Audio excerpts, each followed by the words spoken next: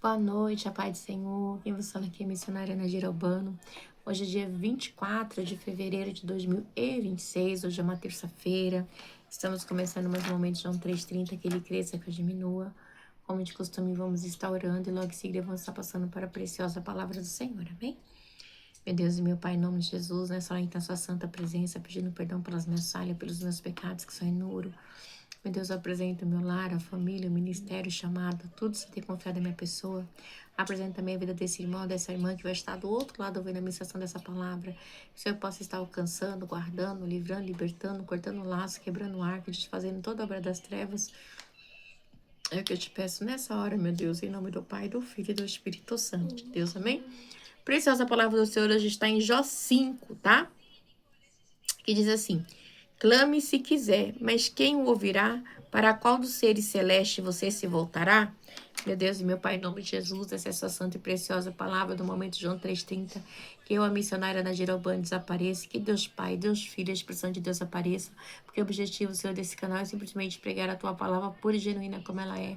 Para que teu nome venha a ser glorificado, para que teu nome venha a ser exaltado. Porque não é sobre mim, é sobre ti, Senhor. Xerecanta, lamanda, suri, decai. É sobre a tua graça, a tua misericórdia. É sobre o teu amor, o teu cuidado, o teu zelo. É sobre derraxerecanta lá eu sou. É sobre o Senhor, meu Deus. Que eu diminua, que o Senhor cresça sempre para a honra e glória do seu nome. Amém, Jesus. Amém? Preciosa palavra do Senhor diz assim, no 5, tá? Onde a gente viu que Jó, que seu amigo, ele foi falar com Jó, e aí falou.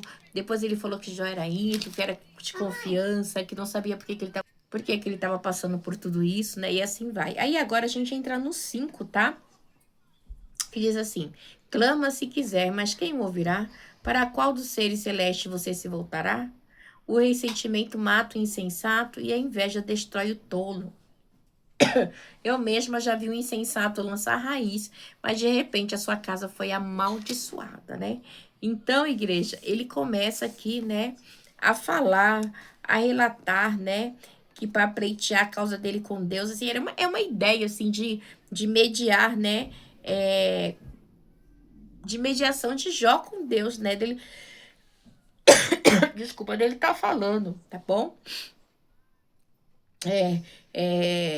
Porque assim, ele tá tentando colocar Jó como alguém que media com Deus, mas, vamos dizer assim, ele ataca Jó, mas assim, indiretamente, dizendo que Jó nutre ressentimento por Deus, tipo que meio assim, sabe, camuflado. Mas vamos continuar. Eu mesma já vi o insensato lançar raiz, mas de repente a sua casa foi amaldiçoada. Seus filhos longe estão de desfrutar a segurança, maltratados nos tribunais, não há quem o defenda. Os famintos devoram a sua colheita e tirando-a do meio dos espinhos, né? Então ele começa a falar aqui, ele faz, né, de uma maneira que Jó já não tem nem mais o que dizer, né? Então, olhando ele como se fosse um ímpio, tratando Jó como ímpio, né? E Deus diz que Jó não é ímpio, né? Mas aí continua. Famintos devoram sua colheita, tirando-a até do meio dos espinhos, e os sedentes sugam sua riqueza. Pois o sofrimento não brota do pó e as dificuldades não nascem do chão, né? Então, tipo assim, o sofrimento não brota do pó, não. Tipo, não nasce do chão, né? É algo, né, que tipo assim, você semeou, você tá colhendo, né? Então quer dizer que é uma colheita. É uma colheita? Aqui pra Jó não era uma colheita. Igreja, que tem hora que eu falo assim, meu Deus, tanta gente faz maldade e não acontece nada, né? No 7. No entanto, o homem nasce para as dificuldades, tão certamente como as fagulhas voam para cima. Mas se fosse comigo, eu apelaria para Deus, apresentaria a ele a minha causa, né? Aí ele começa a dizer, não, Jó. Se fosse comigo, eu ia apelar para Deus. Não sei o que está acontecendo, Jó. Você tem que apelar para Deus, né? Então, igreja, fica se tornando, tipo assim, né, que Jó é injusto e, tipo, ele põe Jó, tipo, vamos dizer assim, encurrala Jó, né? Ele diz assim no 9, ele realiza maravilhas insondáveis, milagres que não se pode contar, derrama chuva sobre a terra, envia água sobre os campos, os humildes ele os exalta e traz o que pranteiam a um lugar de segurança. Então, ele começa a falar, parece que Jó, ao mesmo tempo que Jó era humilde, agora já não é mais, tá bom? Então, ele já começa a ver Jó como alguém pecadora, né? Então, ele vem lançando, assim, a sua fala, né? Que já tá mudando, tá? E aí ele diz assim, derrama a chuva sobre a terra, envia água sobre os campos. Os humildes ele exalta e traz os que pranteiam a um lugar de segurança. Então, Jó não é humilde, Jó já não é mais um homem sincero. Então, aquilo que ele havia falado no 4, versículo do 3 ao 6... já não é mais isso, ok? Aí ele continua. Ele frustra os planos dos astutos para que fracassem as mãos dele. Apanha os sábios na astúcia dele e as maquinações dos astutos são malogradas por sua precipitação. Igreja, eu não consigo entender como assim, né? Ele já tá tendo Jó como um homem astuto, né? Sendo que Jó é um homem reto e íntegro perante o Senhor, ele mesmo falou, né? No 14, as trevas vêm sobre eles em pleno dia, ao meio-dia eles tateiam como se fosse noite. Ele salva o oprimido da espada que trazem na sua boca, salva da garra dos poderosos. Então, ele mesmo aqui, né, ele entra assim em contradição, né, porque ele fala, ele salva da espada que trazem a boca, salva das garras dos poderosos. Aqui, Jó já não é mais alguém íntegro para ele, tá bom? Por isso o pobre tem esperança e a injustiça cala a própria boca. Injustiça é o que a gente mais vê, igreja. Igreja, tem hora que eu falo assim, meu Deus, quanta injustiça, que eu fico até desesperada. Como é feliz o homem a que Deus corrige, portanto não despreze a disciplina do Todo-Poderoso, né?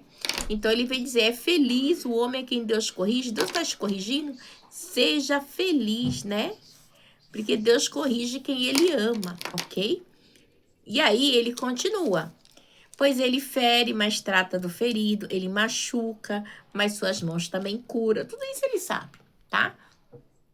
Mas ele veio com uma fala como se Jó estivesse devendo a Deus, ok? Como se Jó fosse alguém desmerecido, né? Que isso que Deus estava fazendo com Jó era uma disciplina temporária, né? Tipo algo assim, um castigo, né? Ô, xerecanta, lamanda suri decai. Meu tempo que ele fala da bondade e a justiça de Deus, né? Ele vem com uma fala assim, tipo que Deus está castigando ali Jó, né? Porque ele é um pecador. Vamos lá no 19. De 6 desgraças ele o livrará. Em 7 delas você nada sofrerá. Na fome ele livrará da morte, na guerra o livrará do golpe da espada. Você será protegido do açoite da língua. Não precisará ter medo quando a destruição chegar. Você rirá da destruição e da fome, não precisará temer as feras da terra, né? Então, assim, mas como assim? Eu tô passando por tudo isso, você vem falar isso pra mim? Eu sou um homem temente e reto ao Senhor, você vem falar isso pra mim? Olha só, igreja, chega a ser hipócrita, né? O que ele fala com Jó. E aí diz assim, no 23, né? Pois fará aliança com as pedras, o campo e os animais selvagens estarão em paz com você, né? É uma maneira de dizer, né, que não arruinará, né, que as suas safras, as suas coisas não vai se acabar, não vai haver destruição, porque Deus é contigo, entendeu? Uma palavra meio que assim. Você saberá que a sua tenda é segura, contará os bens da sua morada e de nada achará falta, né? Pode. Então, e aí, você saberá que a sua tenda é segura e contará os bens da sua morada e de nada achará falta, tá bom? Então, ele começa a dizer isso. E aí ele diz assim no 25, você saberá que os seus filhos serão muitos e que seus descendentes serão como as relva da terra, né? Então, é muita coisa que ele vem agregar aqui, né? Como se Jó fosse o culpado, né? Ele diz assim, você irá para a sepultura em pleno vigor, como feixe recolhido no devido tempo, tá bom, Jó? Verificamos isso e vimos que é verdade, portanto, ouça e aplique isso à sua vida. Então, Jó, aplique, né? Porque, Jó, você deve abandonar a injustiça, né? Você deve estar tendo ressentimento por Deus. Volte-se para ser mais humilde. Então, ele fez, tipo, ele quis dizer um resumo assim, entendeu? Para a ceifação da disciplina de Deus, para a aceitação da disciplina de Deus, para aplicar a justiça sobre sua vida, Jó. O propósito de Elifaz era qual? Era oferecer, né, consolo e conselho teológico para Jó. Mas nada daquilo era verdade, ok? Então, mas pelo contrário, né, ele acaba ferindo Jó com falsas acusações de igreja. É muito sério, né? Por isso que Deus, ele diz que ele não foi verdadeiro com Jó, né? Não foi verdadeiro, né? Ele fere Jó com falsas acusações, entendeu? E quantas pessoas nos acusam, né? É muito sério, igreja. Achar que tá defendendo Deus e nos culpando, eu conheço um monte. Mas nós temos um Deus que tudo vê, amém?